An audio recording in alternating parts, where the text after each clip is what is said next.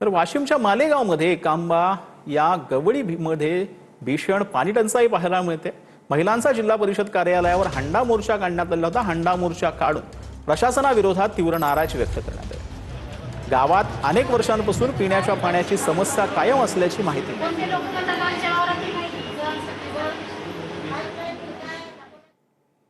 तर माधुरी हत्तीनीची नान्नी मठातील पुनरागमन संदर्भात आज सुनावणी पार पडली। हाय पॉवर कमिटी समोर याविषयी नुकतीच ऑनलाईन सुनावणी पार पडली।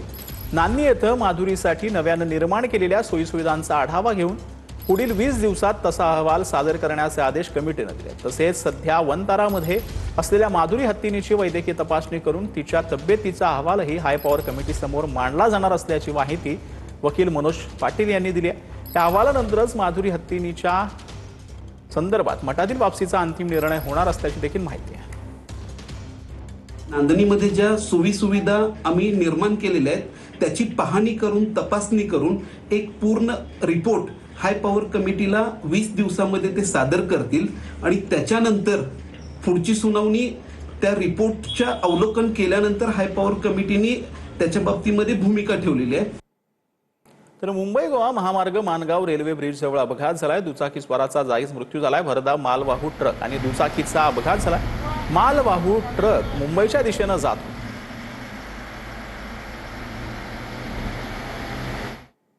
तर मुंबईच्या मालवणीमध्ये रिक्षा आणि कारला धडक पाहायला मिळते। कार चालकाने रिक्षा चालकाला मारहाण केल्याचा आरोप आहे।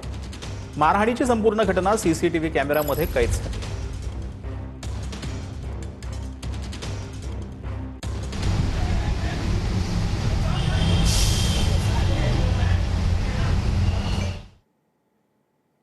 तर नंदुरबारच्या आंबेडकर वसतिगृहामध्ये विषप्रयोग प्रकरणामध्ये गुन्हा दाखल करण्यात आला आहे। 3 महिला कर्मचाऱ्यांवर गुन्हा दाखल आहे। एक अटकेत आहे तर दोघी फरार असल्याची माहिती मिळते। कर्मचाऱ्यांच्या अंतर्गत वादातून विद्यार्थ्यांना इजा पोहोचवण्याचा प्रयत्न होता। तर नागपूरच्या दीक्षाभूमी स्मारक समितीच्या अध्यक्षपदी विलास घटघाटेंची आता निवड करण्यात आली आहे। विलास गजघाटेंच्या निवडीची अधिकृत घोषणा करण्यात आलेली आहे। समितीच्या आर्थिक व्यवहारांमध्ये अनियमितता असल्याचा आरोप झाला होता। आरोपांमुळे नाराजीचं वातावरणही निर्माण झालं। म्हणते सुरेश साई यांनी 3 वर्षापासून कुठली सभा घेतली नाही, कोणत्याही सभासदाला विश्वासात घेतलं नाही आणि त्यांनी एकाधिकारशाही, आर्थिक अनियमितता, भ्रष्टाचार आणि हुकुमशाही पद्धतीने ते वागत गेले। त्यामुळे सर्व संस्थेचं खूप नुकसान होत आलं आहे आणि संस्था रसातळाला जात होती। त्यामुळं काल सर्व बहुमतानं त्यांना काढण्याचा निर्णय घेण्यात आला।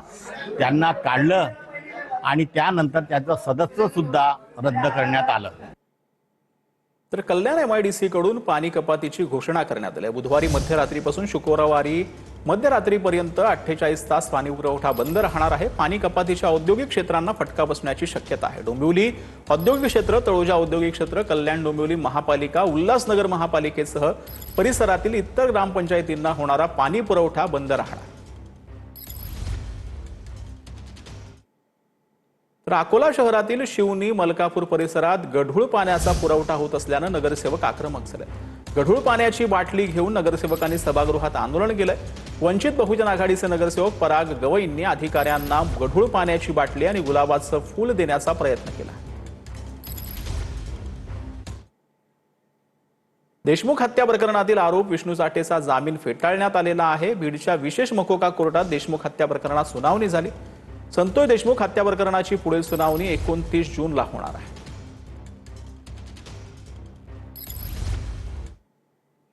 तर श्रीवर्धनचे विद्यमान नगराध्यक्ष अतुल चौगुले शिंदेच्या शिवसेनेत आहेत। एकनाथ शिंदे गोगावलेंच्या उपस्थितीत शिंदेच्या शिवसेनेत त्यांनी पक्षप्रवेश केला।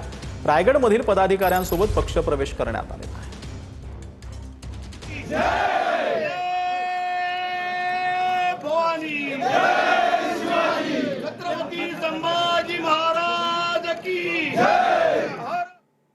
फुटीर खासदार संजय देशमुखांना त्यांच्या मतदारसंघातील पदाधिकाऱ्यांनी इशारा दिला। 27 तारखेनंतर संजय देशमुखांचा समाचार घेऊ असं ठाकरेंच्या शिवसेनेचे पदाधिकाऱ्यांनी म्हटलेलं आहे। विकासासाठी नाही, तो विकायसाठी गेला आणि तो विकला गेला। राहिली गोष्ट वर्धा नांदेड रेल्वे वगैरे, तर खासदार विजय दर्डा साहेब खरोखर त्याचे हे आहेत, शिल्पकार आहेत. खासदार देशमुखांना माझं आव्हान एकाच एक, चल माझ्यासोबतच बीड म्हणा, ये एकटा ये, मी येतो एकटा, पाहून घेतो त्याला. हो, उत्तर सांगतोय ना, एकाच एक चाल येऊन जा, त्याला बघूनच घेतो ना. तू काय सांगतो आता पोलिसाच्या फौज फाट्यामध्ये फिरणार तू काय आव्हान देतो रे? आम्ही आव्हान देतोय की तू ये आमच्या समोर येऊन दाखव, ये ना एकाच एक भिडणं म्हणा, तुझ्यात असेल दम तर. ओमराजे निंबाळकरांनी ठाकरेंची शिवसेना सोडण्याची दिलेली कारणं पटली नाहीत. मकरंदराजे निंबाळकर यांनी हे वक्तव्य केलं. मकरंदराजे निंबाळकर हे फुटीर खासदार ओमराजे निंबाळकरांचे बंधू आहेत. उद्धव ठाकरे यांनी शिवसेनेसोबत एकनिष्ठ राहणार, मकरंदराजे निंबाळकर यांनी आपलं मत व्यक्त केलं. पक्ष बदलला अतिशय दुःख मला पण त्या ठिकाणी झालं. गेले 10 वर्ष आम्ही एकत्रित काम करत होतो. त्यांनी जे काही अडचणी आतापर्यंत सांगितल्या त्या मला तर पटत नाहीत. कारण साहेबांनी पक्ष संघटना मजबूत करण्याच्यासाठी ज्या काही सूचना देणं अपेक्षित होतं त्या आम्हाला दिलेल्या आहेत. त्या अनुषंगाने आमचं काम यापुढील काळात देखील चालू आहे. तर अधिकाऱ्यांना झाडाला बांधा आणि वाघ सोडा, मानव वनजीवन संघर्षाच्या मुद्द्यावरून सुधीर मुनगंटीवार हे संतापले. विधानसभेत मानव वनजीवन संघर्षाच्या मुद्द्यावर चर्चा सुरू असताना संबंधित अधिकारी उपस्थित नसल्यानं सुधीर मुनगंटीवारांनी टीका केली. समजा काही अधिकारी ऐकण्याच्या बाहेर असतील तर मला आठवतं की 2013 मध्ये याच विधानसभेत मी सांगितलं होतं की अशा अधिकाऱ्यांना झाडाला बांधा आणि वाघ सोडा. पुन्हा एकदा 2026 मध्ये तेच सांगतोय. जर अशा पद्धतीने ते गंमत समजत असेल, मुंबईच्या मंत्रालयामध्ये बसून चंद्रपूर, गडचिरोली किंवा तत्सम जिल्ह्यातील दुःख त्यांना समजून येत नसेल तर कायदा, एक दिवसाचा कायदा करा. असे अधिकारी जे फाईलवर बसले आहेत त्यांना एक दिवस झाडाला बांधा, म्हणजे लक्षात येईल वाघ सोडल्यावर इतरांच्या जीवावर काय